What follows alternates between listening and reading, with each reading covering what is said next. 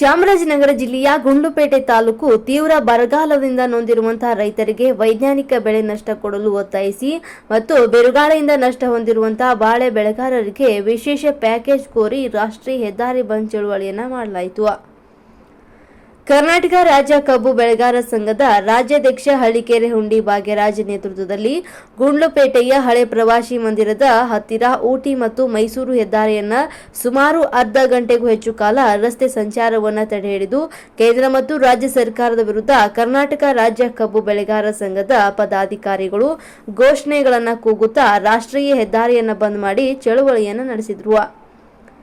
ನಂತರ ಮಾತನಾಡಿದ ರಾಜ್ಯಾಧ್ಯಕ್ಷರಾದಂಥ ಹಳ್ಳಿಕೆರೆ ಹುಂಡಿ ಭಾಗ್ಯರಾಜ್ ಅವರು ಮೈಸೂರು ಚಾಮರಾಜನಗರ ಜಿಲ್ಲಾ ವ್ಯಾಪ್ತಿಯಲ್ಲಿ ಸುಮಾರು 2,000 ಎಕರೆ ಪ್ರದೇಶಕ್ಕಿಂತ ಹೆಚ್ಚು ಪ್ರದೇಶ ತೀವ್ರ ಬಿರುಗಾಳಿಯಿಂದ ಬಾಳೆ ಬೆಳೆ ನಾಶವಾಗಿದೆ. ಅಧಿಕಾರಿಗಳು ಗ್ರಾಮೀಣ ಭಾಗದಲ್ಲಿ ರೈತರ ಸಮಸ್ಯೆಗಳನ್ನು ಆಲಿಸುವಲ್ಲಿ ಹಾಗೂ ಚುನಾಯಿತ ಪ್ರತಿನಿಧಿಗಳು ಚುನಾವಣಾ ನೀತಿ ಸಂಹಿತೆಯನ್ನ ರೈತರ ಬೆಳೆ ನಷ್ಟ ಅಂದಾಜು ಮಾಡುವಲ್ಲಿ ವಿಫಲರಾಗಿದ್ದಾರೆ.